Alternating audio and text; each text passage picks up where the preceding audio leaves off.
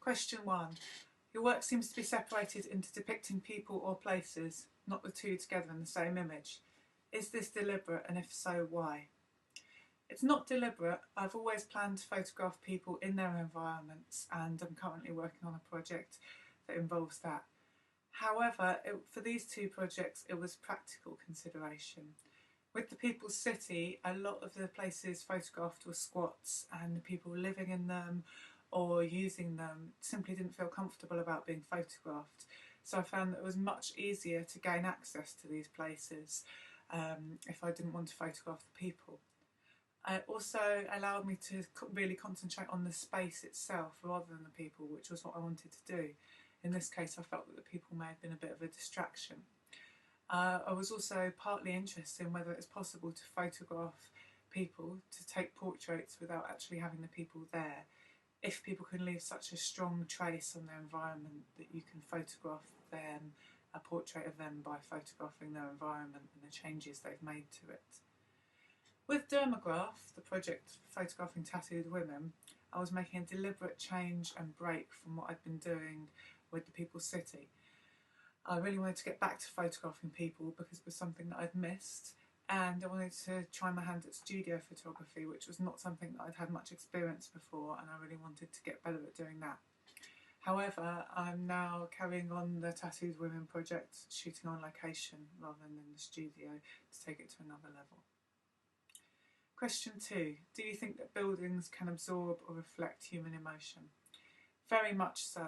I feel this very strongly. It's very much in my mind at the moment because I'm currently moving house, and I'm always drawn to Victorian or Edwardian properties because of the history and the people who've lived there in them. This time I tried to be a bit more open-minded and to consider some new builds, but I just didn't feel that I could live in a space like that. It felt like it had no feeling and no soul. For me, I think it's very important to live in a space that has been softened by humans having lived in it for many years. At the beginning of the People's City project, I was looking at buildings and spaces that held very strong emotions due to events that had happened there in the past, particularly buildings that have been affected by the Brixton riots and the Battle of Cable Street. And whilst the focus of the project changes, that was the starting point for it and is still a very major interest of mine. I'm very interested in local history and finding out the history of buildings because I really do think this has an impact upon them. Question 3. Are your decisions to take pictures affected by aesthetic and or socio-political concerns?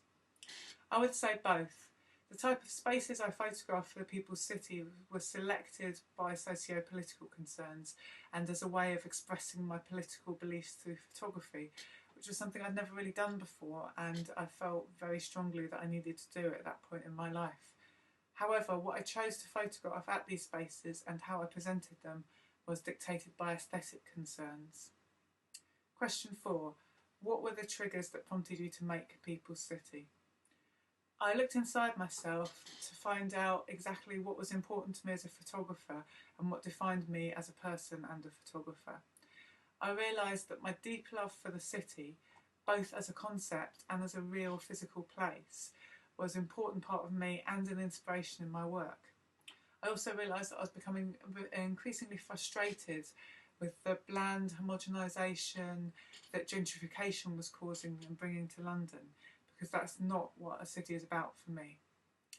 A specific trigger for the project was a trip to New York that I took around that time, because I didn't visit any of the major tourist attractions. Instead, I went to anarchist bookshops, death metal record shops that you had to climb a ladder to get to, amateur burlesque nights and small galleries, and realised that these are the things that I love about cities, and I wanted to show other people places like that in London, places they may never have seen before. Question 5. What would you like people to feel when looking at this series? I would like people to feel inspired and proud by what goes on in the city, by how people change and put their mark on their surroundings. I'd like people to feel that they could do the same, that you don't have to use the spaces in the city in the way that has been dictated by the town planner or the architect.